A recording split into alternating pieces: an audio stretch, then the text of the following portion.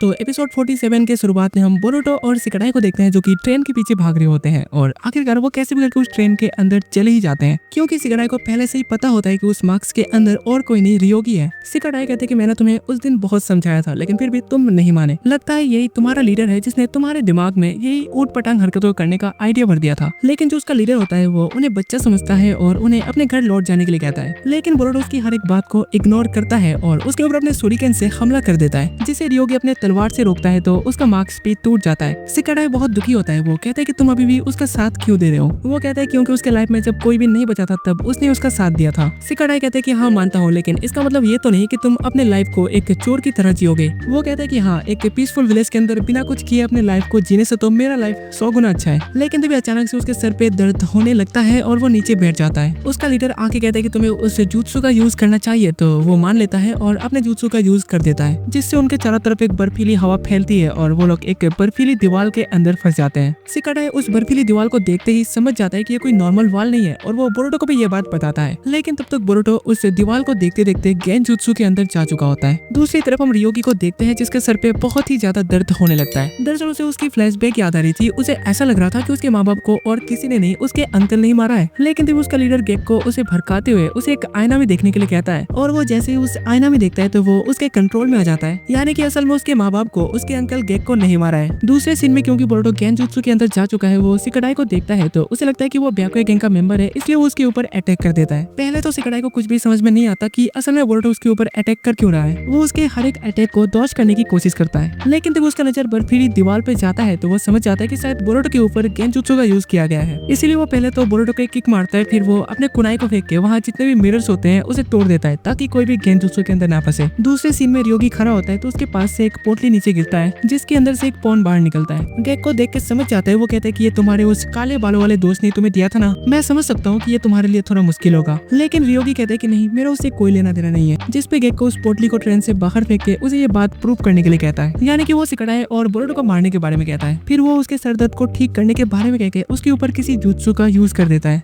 दूसरे सीन में सिकडाई बोरुटो को रोकने की पूरी कोशिश कर रहा होता है लेकिन वो उसे नहीं रोक पा रहा होता। लेकिन तभी बोरुटो उसके ऊपर अपने स्मोक ग्रेनेड को फेंक देता है और अचानक पीछे से उसके ऊपर हमला करता है। लेकिन सिकडाई समझ जाता है। वो उसे किक मारता है पर वो बोरुटो का शैडो क्लोन होता है। तभी वो फिर से पीछे से उसके ऊपर हमला करता है जो कि सिकडाई को पहले से ही अंदाजा होता है। वो उसके ऊपर अपने सेरो पैरालिसिस जुत्सु का यूज करके उसे रोक लेता है। फिर वो बोरुटो के अंदर जो गेन जुत्सु था उसे रिलीज करता है और उसे सब कुछ समझाता है। दूसरे सीन में गेक्को ट्रेन के बिल्कुल सामने वाले डब्बे में आता है तो ट्रेन को एक ब्याकुए गैंग का मेंबर ही चला रहा होता है। यानी कि सब कुछ उसके प्लान के हिसाब से ही चल रहा था। तभी वो अपने तलवार को निकाल के अपने ही गैंग मेंबर को मार डालता है क्योंकि वो अकेला यहाँ से भागना चाहता है। दूसरी तरफ सिकडाई बर्फीली दीवार को तोड़ के बाहर निकलता है। बोरुटो कहता है कि तुम्हें नहीं लगता हो सकता है कि उसने रियोगी के ऊपर भी अपने गेंजुत्सु का यूज किया होगा। जिसपे सिकडाई भी कहता है कि हाँ ऐसा हो सकता है। जिसके बाद वो लोग दूसरे डब्बे के दरवाजे को खोल के उसे देखने की कोशिश करते हैं तो रियोगी उसके ऊपर लगातार हमला करने लगता है। जिसपे बोरुटो एक टूटा हुआ कांच को उठा के देखता है तो उस रूम में सिर्फ रियोगी होता है। दूसरे डब्बे में जाना मुश्किल था इसलिए वो लोग खिड़की से ट्रेन के ऊपर चले आते हैं। सिकडाई कहता है कि अगर रियोगी के ऊपर भी गेंजुत्सु का यूज किया गया होगा तो सबसे पहले उन्हें उसके लीडर को रोकना होगा। लेकिन रियोगी उन्हें जाने नहीं देता। वो उनके ऊपर अटैक करके ऊपर चला आता है। सिकडाई बोरुटो को जाने के लिए कहता है और कहता है कि मैं यहाँ पे सब कुछ संभालूंगा। वो रियोगी के ऊपर अपने सेरो पैरालिसिस जुत्सु का यूज करके उसे रोक लेता है। दूसरे सीन में गेक्को ट्रेन के डब्बे को इंजन से अलग कर रहा होता है क्योंकि वो अकेला यहाँ से भागना चाहता है। लेकिन तभी बोरुटो वहाँ पे आके उसे रोक लेता है। दूसरे सीन पे सिकडाई रियोगी को समझाता है कि उसका जो लीडर है वो उसे बस यूज कर रहा है। लेकिन रियोगी सिकडाई की एक भी बात नहीं मानता क्योंकि वो अपने लीडर के कंट्रोल में होता है। वो जैसे अपने पास्ट के बारे में सोच के उदास होता है तो उसका जो सील होता है वो बहुत ज्यादा अपग्रेड हो जाता है और वो सिकडाई के ऊपर हमला कर देता है जिससे पूरा छत टूट के नीचे गिर जाता है। क्योंकि रियोगी का सील बहुत ही ज्यादा अपग्रेड हो जाता है इसलिए उसे ऐसा लगता है कि शायद सिकडाई वही इंसान है जिसने उसके माँ बाप को मारा था।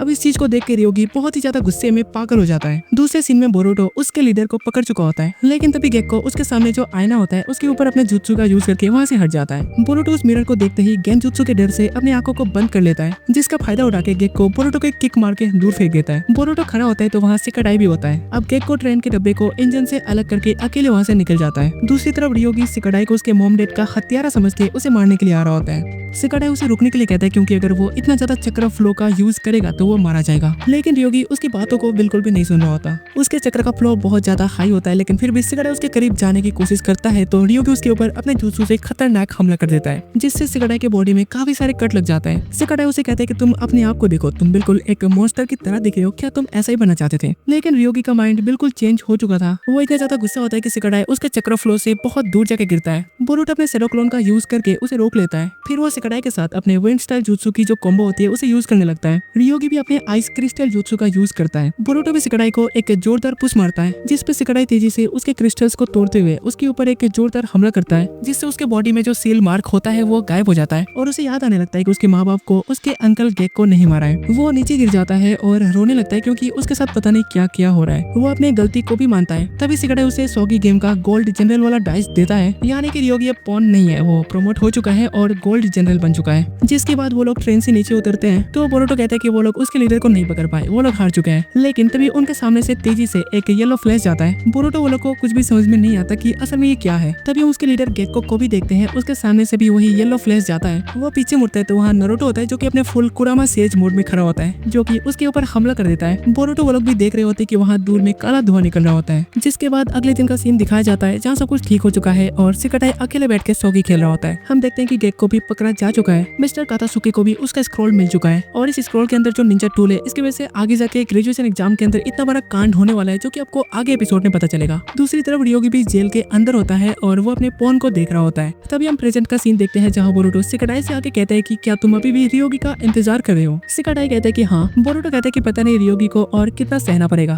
लेकिन तुम चिंता मत करो क्योंकि यही रियोगी के लिए एंड है, जिसके बाद सब कुछ ठीक हो जाएगा। वो लोग काफी खुश होते हैं और यहीं पे इस एपिसोड का एंड हो जाता है। रुको गाइस, एक इंपॉर्टेंट बात है, आप लोगों ने मुझे इतना ज्यादा सपोर्ट किया है कि आज हमारे चैनल के अंदर 5000 सब्सक्राइबर्स कंप्लीट हो चुके हैं, जो कि आप लोगों की सपोर्ट के बिना बिल्कुल भी पॉसिबल नहीं था। अब मैं हर वीक 3 एपिसोड्स को लाने का पूरा ट्राई करूंगा। अगर अभी तक वीडियो को लाइक नहीं किया तो जल्दी से वीडियो को लाइक करो और उसके नीचे कमेंट करके बताओ कि आपको ये वीडियो कैसा लगा। हो सके तो ऐसे ही सपोर्ट दिखाते रहना और अगर चैनल पे नए हो तो चैनल को सब्सक्राइब करके बेल नोटिफिकेशन को ऑन कर लेना, जिससे आने वाले एपिसोड की नोटिफिकेशन आपको सबसे पहले मिल जाएंगी। तो तब तक के लिए बाय, मिलते हैं नेक्स्ट एपिसोड में।